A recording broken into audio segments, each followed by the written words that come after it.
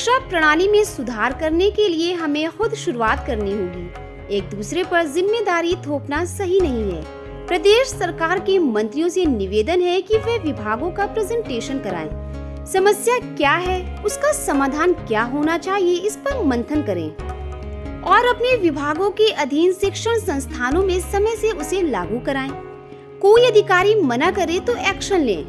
हमारी वजह से अगर बच्चे कष्ट उठाते हैं तो दोष हमारा है। ये कहना था कुलाधिपति राज्यपाल श्रीमती आनंदीबेन पटेल का। कुलाधिपति छत्रपति शाहू जी महाराज विश्वविद्यालय में 2 दिनों तक चले शिक्षा मंथन 2023 के समापन के मौके पर बोल रही थी। राज्यपाल ने कुलपति प्रोफेसर विनय कुमार पाठक से कहा कि शिक्षा मंथन कार्यक्रम में हुए प्रस्तुतिकरण व आने वाले सुझावों की सॉफ्ट कॉपी सभी विश्वविद्यालयों को भेजें। सभी विश्वविद्यालय अपने यहाँ कर्मचारियों की बैठक करके इन प्रेजेंटेशन व सुझावों को देखें। राज्यपाल ने विश्वविद्यालयों से कहा कि वे अपने यहाँ संचालित गतिविधियों के आधार पर बेस्ट प्रैक्टिस बुक बनाएं और उन्हें सभी विश्वविद्यालयों को भेजें। उसके अनुरूप सभी विश्वविद्यालय भी अपने यहाँ उन गतिविधियों को शुरू कराएं। राज्यपाल ने बताया कि राष्ट्रीय नई शिक्षा नीति केजी से लेकर पीजी तक में लागू की गई है।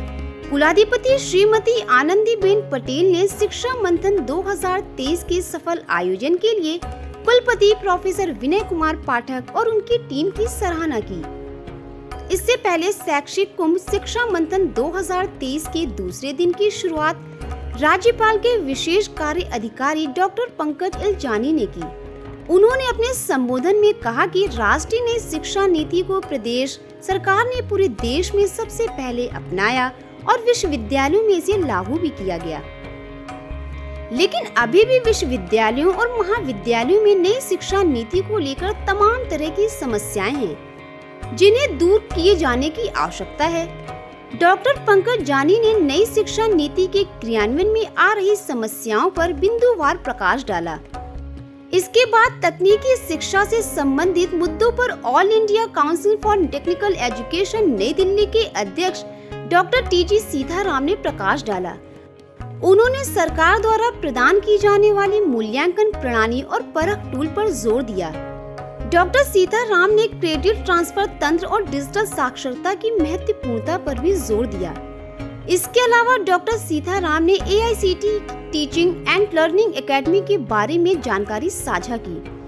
उन्होंने AICTE की आगामी परियोजनाओं की भी जानकारी दी, जो संबंधों को प्रोत्साहित करने के लिए शिक्षकों और छात्रों दोनों को प्रेरित करती है। इसके बाद पहले सत्र के आखिर में दिल्ली विश्वविद्यालय के विद्वान कुलपति प्रोफेसर योगेश सिंह ने अपनी बात रखी। उन्होंने कहा कि सेमेस्टर परीक्षाओं से बड़ा बदलाव आया तो अब शिक्षकों को खुद भी बदलना होगा।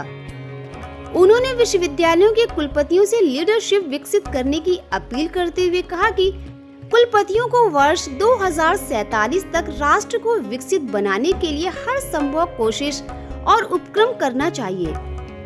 उन्होंने कहा कि जब भी कोई नया बदलाव किया जाता है तो लोगों को कुछ समस्याओं का सामना करना पड़ता है, मगर बदलाव तभी किया जाता है जब कुछ अच्छा होना होता है। हम बदलाव करेंगे तभी शिक्षा का स्तर बढ़ा सकते हैं। उन्होंने कहा कि सभी विश्वविद्यालय के पास रिसोर्सेज हैं, लेकिन हमें अपने रिसोर्सेज का प्रयोग कब करना है, कहाँ करना है, इसका चयन करना बहुत जरूरी है। फंड की समस्या दूर करने के लिए विश्वविद्यालयों को अपने यहाँ सेक्शन 8 कंपनी बनाकर बजट जुटाना चाहिए।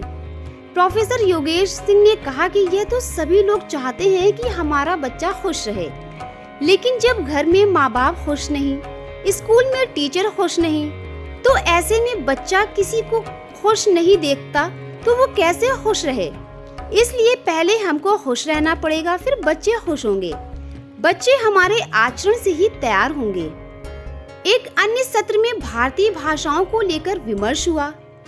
इस सत्र के मुख्य वक्ता पद्मश्री डॉक्टर चामू कृष्ण शास्त्री ने कहा कि अभी तक मेडिकल, लॉ, इंजीनियरिंग सभी जगह इंग्लिश में पढ़ाई होती थी, लेकिन न्यू एजुकेशन पॉलिसी के तहत सभी छात्र अपनी मनचाही भाषा व प्रांतीय भाषा के साथ साथ राष्ट्रीय भाषा में पढ़ाई कर सकेंगे।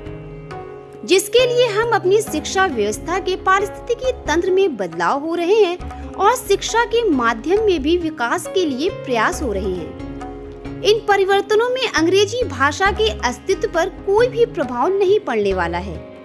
उन्होंने कहा कि या तो आप पहले लिखी हुई पुस्तकों को हिंदी भाषा में अनुवाद कर उन्हें लोगों के सामने प्रस्तुत करें, या तो आप स्वयं उनका प्रांतीय या भारतीय भाषा में स्वतंत्र लेखन करें। इस कार्य में सभी विश्वविद्यालयों को आगे आना होगा, सभी को एक साथ होना होगा।